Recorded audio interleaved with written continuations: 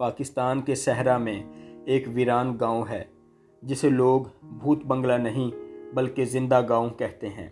رات کے اندھیرے میں وہاں سے آوازیں آتی ہیں، مٹی کے ڈھیر خود بخود حرکت کرتے ہیں، اور جو شخص وہاں قدم رکھتا ہے وہ کبھی واپس نہیں آتا۔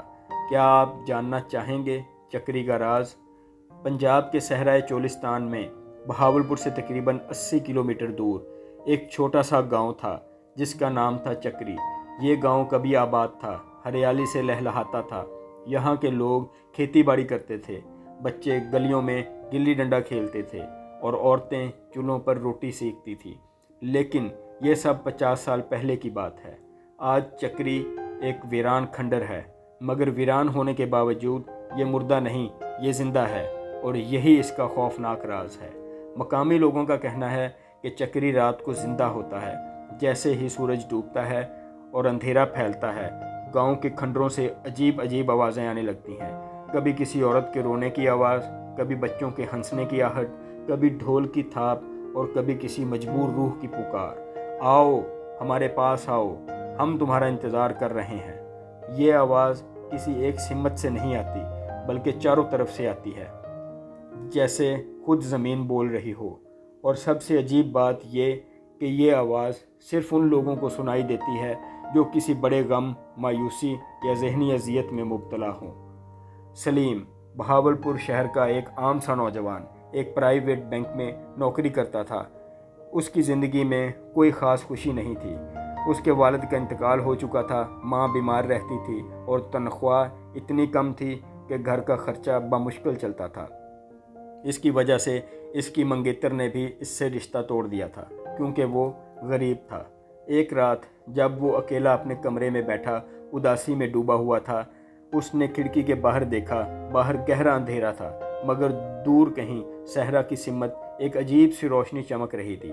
وہ روشنی کسی مٹی کے دیے یا لالٹین کی نہیں بلکہ سنہری اور پراسرار تھی۔ اور پھر اسے آواز سنائی دی، سلیم، سلیم، چل میرے ساتھ، چکری میں سب ٹھیک ہے، یہاں کوئی غم نہیں، یہاں صرف خوشی ہے۔ سلیم چونک گیا۔ اس نے گردن گھما کر دیکھا، کمرے میں کوئی نہیں تھا۔ اس نے سوچا کہ شام کو زیادہ کام کیا ہے اس لیے تھکاوٹ ہو گئی ہے، مگر دوسری رات پھر وہی آواز، تیسری رات پھر، چوتھی رات اسے یقین آ گیا کہ یہ کوئی بھوت یا جن نہیں بلکہ کوئی طاقتور چیز اسے بلا رہی ہے۔ پانچویں رات سلیم نے ہمت کی، اس نے موٹر سائیکل اٹھائی اور اس روشنی کی طرف چل پڑا۔ وہ گھنٹوں چلتا رہا۔ راستے میں اسے کوئی گاؤں، کوئی موڑ، کوئی پولیس چوکی نہیں ملی، بس اندھیرا اور صحرا۔ پھر اچانک اس کے سامنے چکری نمودار ہوا، لیکن وہ چکری جس کا اس نے تصور کیا تھا ویسا نہیں تھا۔ یہ کوئی کھنڈر نہیں تھا، یہ ایک مکمل آباد گاؤں تھا۔ گھروں میں روشنیاں تھیں، لوگ گلیوں میں چل رہے تھے، دکانوں پر خرید و فروخت ہو رہی تھی، اور ہوا میں بریانی اور مٹھائی کی خوشبو تھی۔ سلیم نے سوچا، یہ تو لوگوں نے جھوٹ بولا تھا، چکری تو بالکل زندہ ہے۔ اس نے ایک دکاندار سے پانی مانگا۔ دکاندار نے مسکرا کر اسے پانی کا گلاس دیا اور کہا، پہلی بار آئے ہو نا؟ کوئی بات نہیں، یہاں آنے والا ہر کوئی ڈرتا ہے، لیکن جلد ہی سب کچھ ٹھیک ہو جاتا ہے۔ سلیم نے پانی پیا۔ وہ پانی بے حد میٹھا تھا، اتنا میٹھا کہ اسے لگا جیسے اس نے کبھی زندگی میں اتنا لذیذ پانی نہیں پیا۔ پھر اس نے گاؤں میں گھومنا شروع کیا۔ ہر شخص مسکرا رہا تھا، ہر چہرے پر خوشی تھی، کوئی بھوکا نہیں تھا، کوئی بیمار نہیں تھا، یہ جنت تھی۔ سلیم بھول گیا کہ وہ کون ہے، کہاں سے آیا ہے اور کب جانا ہے۔ تیسرے دن اسے یاد آیا کہ اس کی بیمار ماں اس کا گھر پر انتظار کر رہی ہے۔ اس نے واپس جانے کی کوشش کی، مگر راستہ نہیں مل رہا تھا۔ جس طرف بھی جاتا وہی گھر، وہی گلیاں، وہی مسکراتے چہرے۔ اس نے ایک بوڑھی عورت سے پوچھا، اماں، یہاں سے باہر جانے کا راستہ بتاؤ گی؟ بوڑھی عورت نے ہنس کر بولا، بھول گئے بیٹا، چکری سے باہر کوئی راستہ نہیں، تم اب ہمارے ہو گئے ہو۔ سلیم کی آنکھیں پھٹ گئیں۔ اس نے بھاگنے کی کوشش کی، مگر اس کے پاؤں زمین سے چپک گئے۔ اسے لگا جیسے کوئی طاقت اس سے نیچے کھینچ رہی ہے۔ اس نے چیخنا چاہا، مگر اس کی آواز نہیں نکلی۔ آج سے 6 ماہ بعد بہاولپور کے پولیس اسٹیشن میں ایک رپورٹ درج ہوئی، سلیم ابن رشید عمر 27 سال 6 ماہ قبل لاپتہ ہوا۔ اس کی موٹر سائیکل صحرا میں چکری کے گاؤں سے 2 کلومیٹر دور ملی۔ موٹر سائیکل پر مٹی کی تہ ایسے جمی ہوئی تھی گویا کئی سالوں سے وہیں پڑی ہو۔ سلیم کا کوئی نشان نہیں ملا۔ چکری صرف ایک گاؤں نہیں بلکہ ایک کہانی ہے، اور ہر کہانی کا ایک آغاز ہوتا ہے۔ سن 1965 کی بات ہے۔ پاک بھارت جنگ کے دوران چکری کے لوگوں نے بڑی بہادری دکھائی تھی۔ گاؤں کے نوجوانوں نے اپنے علاقے کی حفاظت کے لیے ایک مزاحمتی گروپ بنا لیا تھا۔ اس گروپ کی قیادت کر رہا تھا فضل الدین نامی ایک نوجوان، جسے لوگ پیار سے فضلے کہتے تھے۔ فضلے نے ایک رات ایک چھوٹی سی فوجی چوکی پر حملہ کر دیا، جس میں 3 پاکستانی سپاہی شہید ہو گئے۔ یہ سن کر اعلیٰ حکام کو بہت غصہ آیا۔ انہوں نے چکری کو سبق سکھانے کا فیصلہ کیا۔ ایک رات جب پورا گاؤں سو رہا تھا، فوج نے چکری کو گھیر لیا۔ ہر گھر سے لوگوں کو نکالا گیا، مردوں کو الگ، عورتوں اور بچوں کو الگ۔ پھر جو کچھ ہوا وہ تاریخ کے سیاہ اوراق میں کبھی درج نہیں کیا گیا۔ کہا جاتا ہے کہ فوج نے گاؤں کے 200 سے زائد مردوں کو ایک بڑے گڑھے میں کھڑا کر کے زندہ دفن کر دیا۔ عورتوں اور بچوں کو قریبی شہر میں جلا وطن کیا گیا، اور گاؤں کو زمین بوس کر کے اس پر پانی کا ٹینکر چلا دیا تاکہ کوئی نشان باقی نہ رہے۔ لیکن وہ زمین جس میں 200 مظلوم روحیں دفن تھی کبھی خاموش نہ رہی۔ پہلے سال میں اس جگہ سے گزرنے والے مسافروں کو بچوں کے رونے کی آوازیں سنائی دیتی۔ دوسرے سال میں وہاں سے گزرنے والے فوجی گاڑیاں بے وجہ خراب ہونے لگیں۔ تیسرے سال میں ان سپاہیوں میں سے جو اس کارروائی میں شامل تھے ایک ایک کر کے پاگل ہو گئے۔